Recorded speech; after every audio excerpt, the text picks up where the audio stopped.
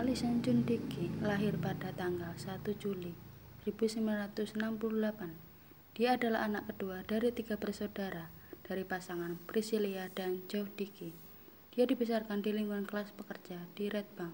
Pada usia 4 tahun, dia sudah mulai terlihat bakatnya sebagai penari balet. Dia punya keinginan untuk membuka studio baletnya sendiri. Pada tahun 1994, pada usia 25 tahun, Alison memenangkan kontes kecantikan Miss Brisbane. Alison tinggi sekitar 5 kaki 6 inci dan bertubuh ramping. Dia bisa berbicara dalam 5 bahasa, yaitu bahasa Jepang, Belanda, Prancis, Jerman, dan Swedia. Alison bekerja di pusat penerbangan atau di bandara sebagai kepala sumber daya manusia saat bertemu dengan Gerard Berkeley. Dia sedang bekerja di kantor Tumblr. Pada tahun 1997, mereka menikah pada tanggal 23 Agustus. Gerard Berkeley lahir pada tanggal 9 September 1970 di Bournemouth, Inggris. Dia dibesarkan di Zambia dan pindah ke Australia bersama orang tua dan kedua adiknya ketika dia berusia 10 tahun. Dia adalah cicit dari pendiri pramuka Boy Scouts of America, Robert Baden Powell. Gerard tingginya sekitar 6 kaki, dengan rambut coklat pendek dan tubuhnya rata-rata. Setelah Gerard dan Alison menikah, mereka pindah ke Inggris. Pada tahun 1999, mereka kembali ke Australia.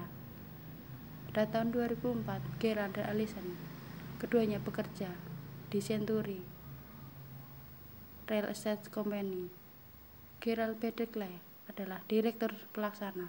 Dia akhirnya menjalin kemitraan dengan 2 orang lainnya, dan Gerald yang menangani keuangan untuk perusahaan real estate. Gerald dan Alison dikaruniai 30 orang anak, semuanya perempuan. Pada tahun 2007, Tony M. Hawk adalah klien perusahaan real estate milik Gerald dan segera diangkat sebagai agen. Tony adalah seorang ibu yang sudah menikah ketika keduanya mulai berselingkuh pada Agustus 2008. Mereka saling menceritakan masalah pernikahan mereka. Gerald memberitahu Tony bahwa dia hanya mencintai putrinya dan tidak mencintai istrinya. Tony akhirnya meninggalkan pernikahannya yang dibina selama 17 tahun. Gerald telah memberitahu Tony bahwa dia berencana meninggalkan istrinya dan menikahinya suatu hari nanti. 3,5 tahun kemudian, Alison mengetahui tentang perselingkuhannya.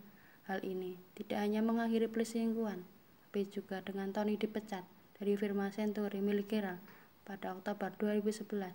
Seorang teman akhirnya membantunya mengamankan posisi di Rematt Real Estate Company. Teman ini pernah menjadi mitra bisnis Gerald, dan begitulah cara mereka bertemu Tony. 4 bulan kemudian, keduanya bertemu kembali. Keduanya bertemu di sebuah kedai kopi. Gerard Berkeley muncul tanpa mengenakan cincin kawinnya. Dia memberitahu Tony bahwa dia mencintainya dan berencana meninggalkan istrinya. Di masa lalu, dia mengatakan tidak bisa meninggalkan Alison karena Alison menderita depresi. Gerard juga telah membuat akun email palsu sehingga keduanya dapat berkomunikasi tanpa sepengetahuan Alison. Alison melihat panggilan telepon dari pesantrennya dan bahkan telah memperlakukan jam malam padanya. Dan ini menjadi kejutan bagi Alison karena pasangan itu sedang menjalani konseling pernikahan dan tidak berencana untuk bercerai. Padahal pasangan itu sempat menghadiri sesi konseling pernikahan 3 hari sebelum kepergiannya. Gerard Berkeley suka tampil sebagai suami dan ayah kelas menengah yang berbakti. Posisinya di komunitas dan bagaimana komunitas memandangnya penting baginya. Kenyataannya adalah sesuatu yang sangat berbeda. Gerard tentu saja menghidupkan kembali hubungannya dengan Tony Memhawk. Gerard tampaknya tidak berusaha mempertahankan pernikahannya, dan dia biasanya merendahkan Alison secara terbuka di depan orang lain. Selama beberapa acara bisnis yang dihadiri Gerard dan Tony bersama, mereka saling terbuka, saling menyayangi satu sama lain. Dia juga berutang banyak uang kepada teman-teman yang lain dan rekan bisnis. Suatu saat, Gerard memberitahu mitra bisnisnya bahwa mereka sedang dalam kesulitan keuangan. Hal ini mengejutkan mereka karena mereka mengalami tahun yang luar biasa dan bertanya-tanya kemana perginya semua uang itu. Perusahaan perlu meminjam uang. Ketiga mitra sepakat bahwa setiap uang yang keluar dari bisnis harus memiliki ketiga tanda tangan mereka. Pada dasarnya, Gera tidak boleh lagi menjadi satu-satunya yang berurusan dengan keuangan. Dan ini hanya berlangsung beberapa minggu dengan Gerard Berkeley menghadapi rekannya. Dia tidak ingin terus mendapatkan tanda tangan mereka. Dia menyatakan bahwa dia merasa mereka tidak mempercayainya. Pada hari Jumat 20 April 2012 sekitar pukul 7:12, Gerard Berkeley menelpon pihak berwenang untuk melaporkan bahwa istrinya yang berusia 43 tahun hilang. Allison pergi berjalan-jalan pada dini hari dari lingkungan mereka di Brookville. Kebiasaan ini dia lakukan secara teratur menurut Gerard, namun dia tidak kembali tepat waktu untuk sarapan. Hal ini juga yang dia katakan kepada orang tua Allison. Polisi segera memulai penyelidikan sebagai orang hilang. Mereka bertanya kepada tetangga apakah mereka pernah melihat sesuatu atau mereka melihat satu mobil Berkeley antara jam 8.30 malam hari Kamis sampai jam 8 hari Jumat. Mobil-mobil itu adalah Holden Captiva dan Toyota Prado. Pencarian dimulai yang melibatkan ratusan relawan dan polisi yang akan berlanjut pencarian selama 10 hari. Ini adalah pencarian menyeluruh di medan yang sulit, melibatkan helikopter dan polisi. Mereka menggeledah hutan pegunungan terdekat di Taman Nasional de Aguilar. Petugas pembakaran juga menggeledah mineset yang tertutup. Sersan Sarki mengkoordinasikan semua upaya ini. Pada tanggal 23 April, polisi memasang manekin di halaman depan Berkeley dengan pakaian yang sama yang terakhir kali terlihat Allison kenakan, seperti yang dilaporkan oleh Gerard. Pada akhirnya, bukan polisi yang menemukan Allison, melainkan seorang kayaker. Kayaker berada di Gold Creek dekat Estes pada tanggal 30 April. Allison ditemukan sekitar pukul 11 pagi di sepanjang tepi sungai yang berlumpur. Dia mengenakan pakaian olahraga dan berbaring miring. Lengannya terlentang dan dia berada dalam tahap pembusukan. Atasannya telah ditarik ke atas kepalanya yang menunjukkan dia telah diseret.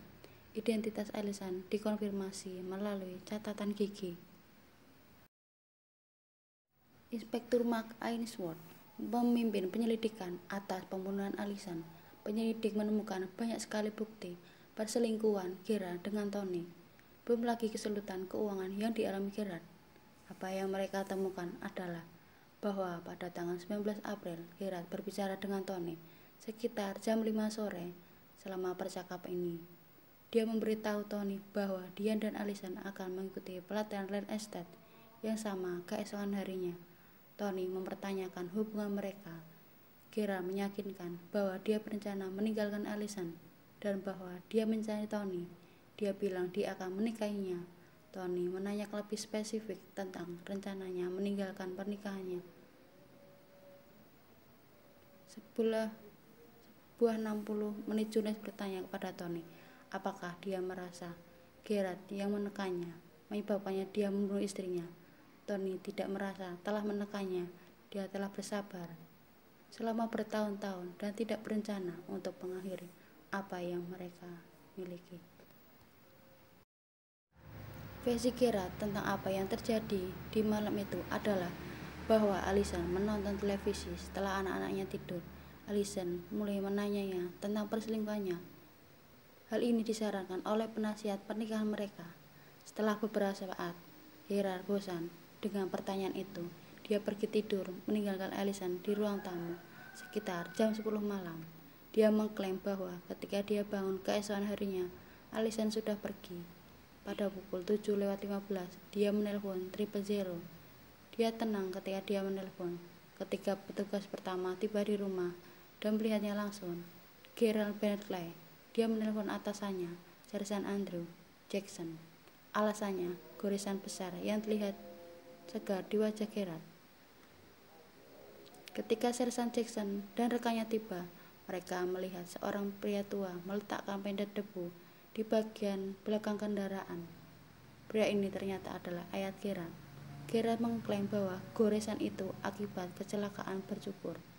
Polisi tidak membeli alasan ini.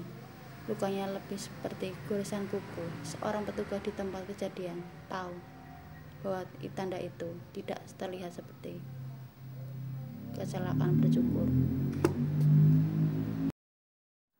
Selama 10 hari, Allison menghilang. Gerald terus terlihat berduka atas kehilangan istrinya, namun dia tidak melakukan apapun untuk membantu mencari istrinya yang hilang. Dia memang memberikan wawancara TV dengan saudara perempuannya. Dia menceritakan bahwa dia telah membantu polisi sebanyak yang dia bisa. Sementara itu, tim forensik telah turun ke kediaman Banner Klein dan bisnis real estate-nya. Mereka mengumpulkan laptop, komputer, hard drive, dan bukti lain yang menurut mereka berkaitan dengan penyelidikan. Mereka juga meminta komputer dari rumah orang tua Gerald. Dia dan anak-anaknya telah tinggal di sana. Salah satu bukti yang dikumpulkan adalah silet milik Gerald. Tidak ada bukti darah pada silet, namun darah yang ditemukan di Captiva. Noda kontak dengan guratan yang mengalir ke papan lantai. Darah dan selai rambut ditemukan di bagian belakang mobil. Hal itu diuji dan cocok dengan Allison. Penyelidik tidak merasa bahwa Tony ada hubungannya dengan hilangnya Allison dan pembunuhan berikutnya. Penyelidik merasa bahwa hanya satu orang yang bertanggung jawab atas pembunuhan Allison, dan itu adalah suaminya, Gerald Baden-Clay. Polisi mengira dia telah membuang tubuhnya di bawah jembatan dan menyembunyikannya dari jalan raya dengan harapan dia akan hanyut dengan naiknya permukaan air di sungai. Setelah bukti-bukti yang ditemukan oleh polisi, Gerald didakwa atas pembunuhan istrinya. Noda darah telah ditemukan di dalam mobilnya. Selai rambut Allison cocok dengan yang ada di kebunnya dan di teras belakang rumahnya, menandakan dia telah diseret melalui area tersebut. Bukti itu muncul dari berbagai perselingkuhannya suaminya dan manfaat asuransi jiwa $1 juta, dan ahli forensik bersaksi bahwa tanda di wajah Gerald konsisten dengan goresan kuku dan bukan dengan luka cukur yang diklaimnya. Pada Juli 2014, setelah persidangan selama 4 minggu, Mahkamah Agung Brisbane, Gerald dinyatakan bersalah membunuh istrinya dan dijatuhi hukuman penjara seumur hidup. Akhirnya, Allison mendapat keadilan atas kematian dirinya.